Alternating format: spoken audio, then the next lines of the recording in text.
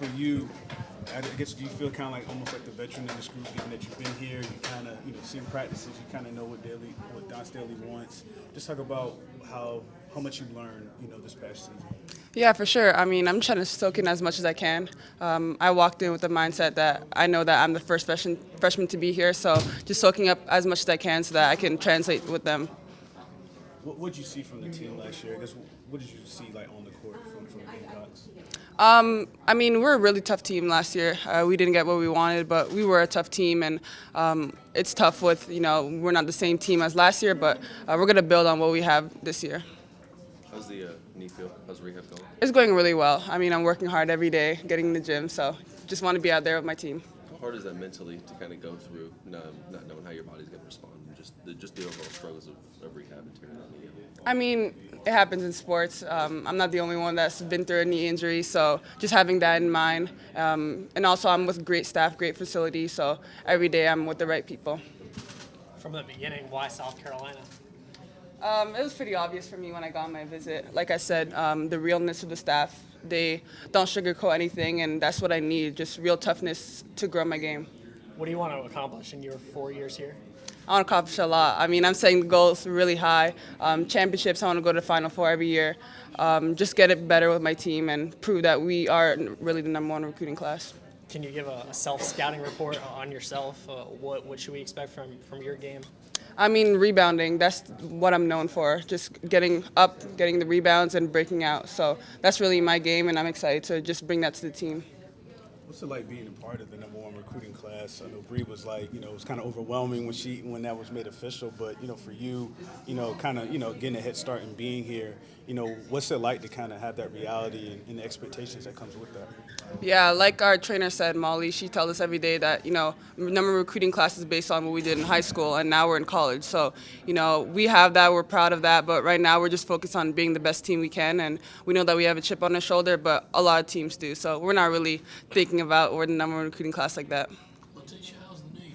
It's going really well. I'm working hard, going through rehab. You out there going full contact and warm-ups or shoot-arounds and everything? Not yet. I'm doing my own thing on practice right now. What's the connection with Canada and South Carolina? I mean, AJ's here. Dwayne Otis, of course, had a great career here. Did you know them? Did you kind of see, kind of their careers? I guess how does that Canada-South Carolina pipeline? How did that work for you?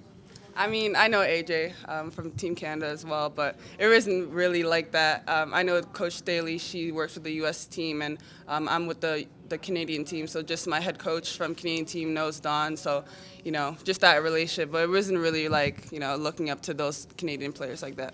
Speaking of that, are you a Raptors fan? Oh, of course. I ride with the Raptors all the time. So what do you think of the championship? It was amazing. I mean, just for Canadian basketball, a lot of people doubted us. Nobody even thought that, we had a chance, but I'm glad we pulled through. So are you a Raptors fan since Vince Carter, Tracy McGrady? Or? I wasn't born back then, but I mean, I'm a Raptors fan just because I'm Canadian, so. Did you go to games growing up at all? Yes, I did. So where do you think Kawhi should sign in free agency? I think it's pretty obvious. I mean, if he goes to the Lakers, I wouldn't understand why he would go there, but I really hope he stays with Canada.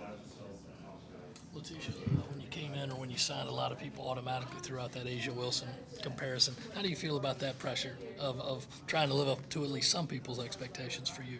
I think it's pretty obvious that there's only one Asia Wilson, and I mean, it's a pretty high expectation, but I'm just trying to not only just be the player she was on the court, but she was a great role model as well, so I just want to be that in just helping my team, showing out with the community, just being an overall good person. You came in January as opposed to most of your teammates getting here in the summer. How much do you think that helps you kind of get ahead of the curve a little bit on what all you have to do?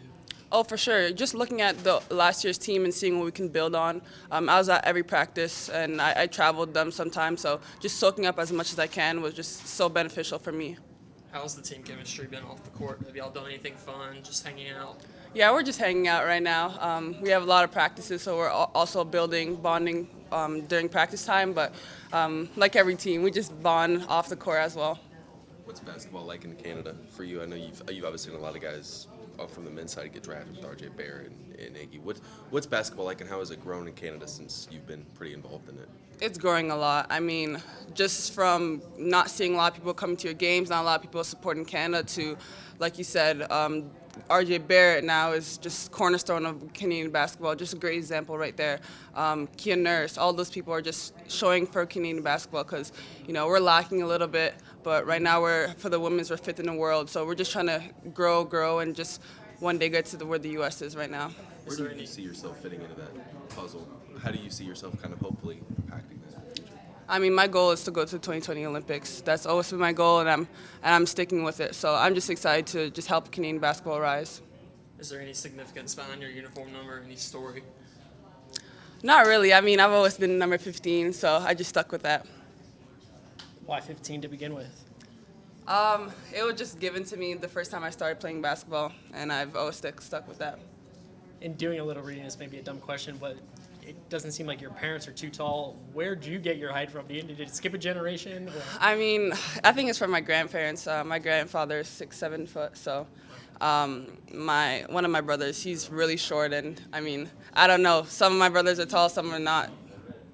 And your family lineage is from Africa somewhere, Western Africa? Yes, my mom's from Ivory Coast and my dad's from Ghana. Okay, so seeing a guy here like Chris Silva kind of take that route from there, what does that mean to you? Did you follow his journey or know anything about Chris? I mean, yeah, it's tough, especially for African players, just getting the exposure. I know we're growing with Basketball Without Borders and stuff like that, so I'm just happy to see people come out from there. Like Pascal Siakam, he came out with the Raptors. Joel Embiid, just a great example.